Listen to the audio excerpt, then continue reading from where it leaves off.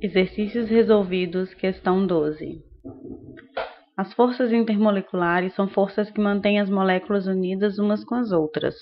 O termo ligação intermolecular também é seguidamente usado, mas não é adequado, pois as forças envolvidas não são da mesma intensidade que aquelas que produzem as ligações químicas.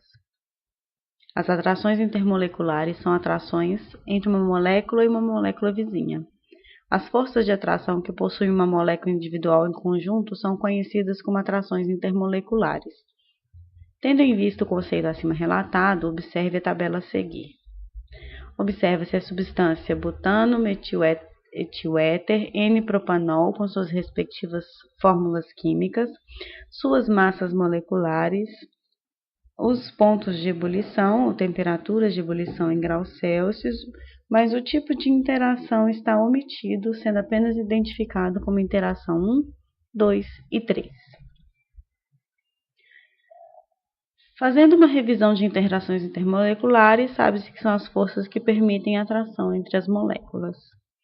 Esse tipo de modelo, essa explicação, ajuda a explicar os estados físicos, temperaturas de fusão e ebulição e a solubilidade, devido a interações entre soluto e solvente. Interações do tipo dipolo ou dipolo permanente. A molécula de HCl, representada na figura, tem sua nuvem eletrônica distribuída de forma heterogênea. Como isso ocorre? Sendo o Cl o átomo mais eletronegativo, ele atrai a nuvem eletrônica mais para si. Que nuvem eletrônica é essa? Ela é originada da ligação covalente entre o átomo de cloro e o átomo de hidrogênio.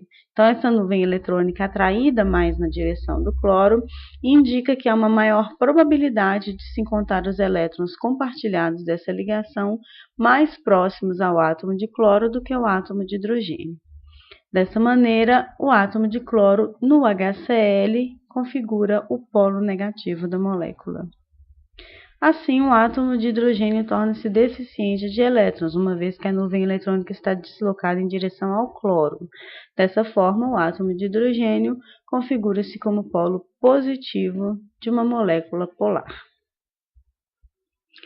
As interações ocorrem, então, quando os polos positivos atraem os polos negativos e vice-versa. Na figura, as interações são representadas pelas linhas pontilhadas verdes. Interações do tipo ligação de hidrogênio. Os polos positivos atraem os polos negativos da mesma maneira como foi descrito anteriormente. Mas esse é um caso especial de dipolo permanente.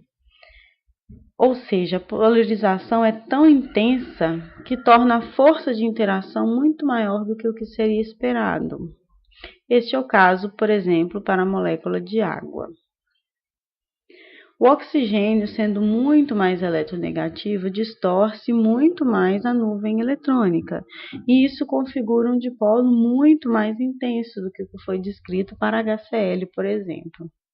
Dessa maneira, com uma polarização tão mais forte, tem-se as interações muito mais fortes do que as que foram descritas para HCl.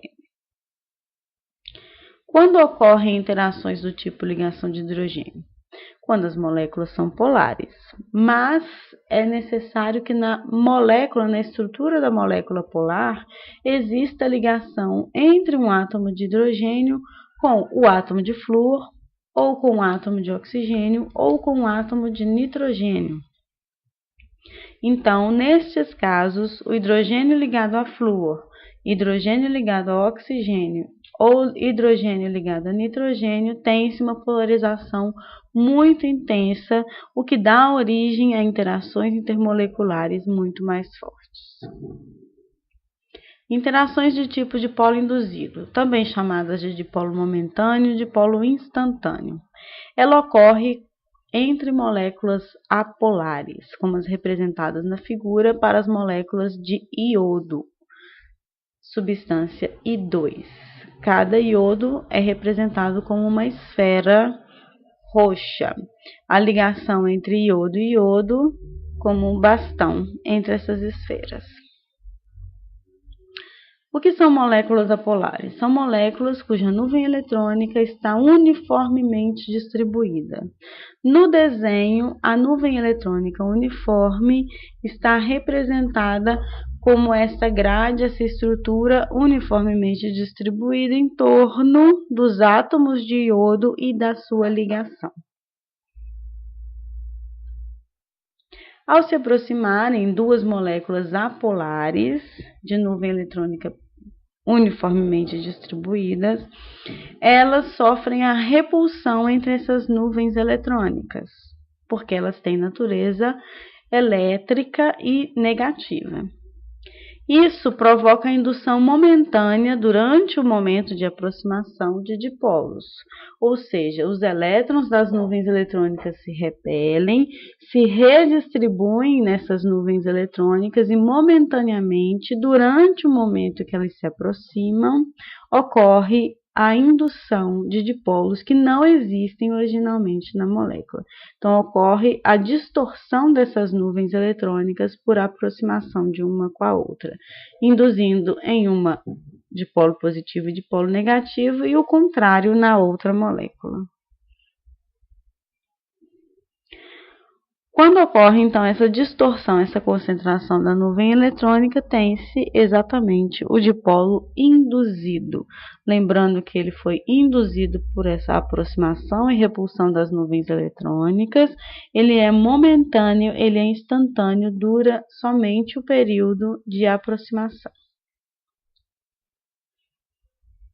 A deficiência na nuvem eletrônica, então, ela é configurada como o polo positivo. Essa é uma representação animada para a indução, a distorção momentânea das nuvens eletrônicas em moléculas apolares. A interação ocorre da mesma maneira. O dipolo induzido positivo atrai o dipolo induzido negativo durante o instante de aproximação. Essas interações induzidas momentâneas e instantâneas ocorrem enquanto as moléculas estão próximas e a nuvem está distorcida, polarizada.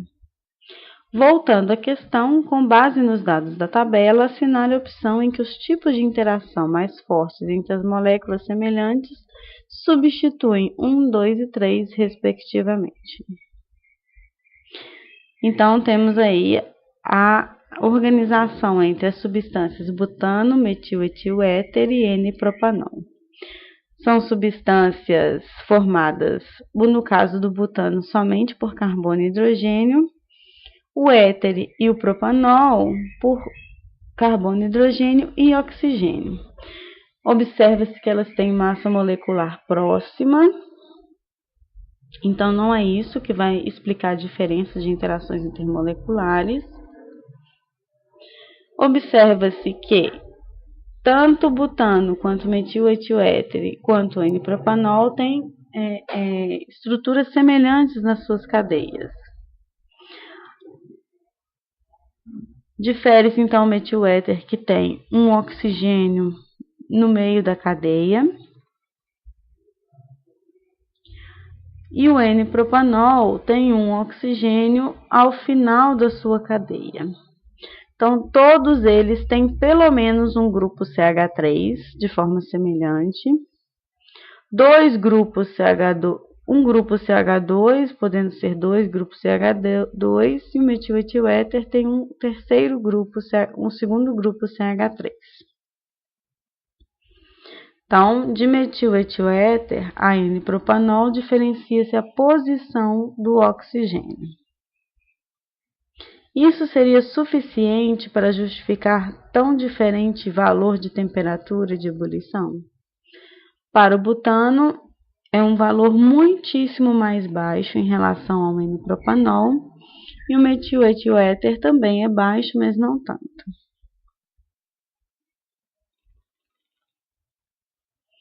A presença do grupo OH no N-propanol é um dos casos que foi visto para a ocorrência de ligação de hidrogênio. E isso justifica a interação muito forte entre as moléculas de N-propanol o que explicaria a temperatura de ebulição a mais alta de todas. Então, ocorre aí interação do tipo ligação de hidrogênio, justificando a temperatura de ebulição mais alta da tabela. No caso, o que diferencia o butano do metil-etiléter é a presença do grupo oxigênio, do átomo de oxigênio, no meio da cadeia, em substituição ao grupo CH2 do butano. Isso transforma a molécula de metil-etiléter em uma molécula polar, enquanto a molécula de butano continua apolar. Daí tem-se a diferenciação dessas duas formas de interação intermolecular. Por que, então, a temperatura de ebulição do butano será muito menor do que as outras duas? Sendo uma molécula apolar, ela interage por dipolo induzido, enquanto o metil-etiléter, pela presença do oxigênio, tem uma molécula polar, não tão forte, né, a polarização em relação ao N-propanol, mas interage ainda assim por dipolo permanente, o que justifica a interação de força intermediária, o ponto de ebulição, temperatura de ebulição de força intermediária. A correta, então, para esta questão é a letra A, que descreve a interação 1 como dipolo induzido, a interação 2 como dipolo permanente e a interação 3 por ligação de hidrogênio. Fim da questão, boa revisão.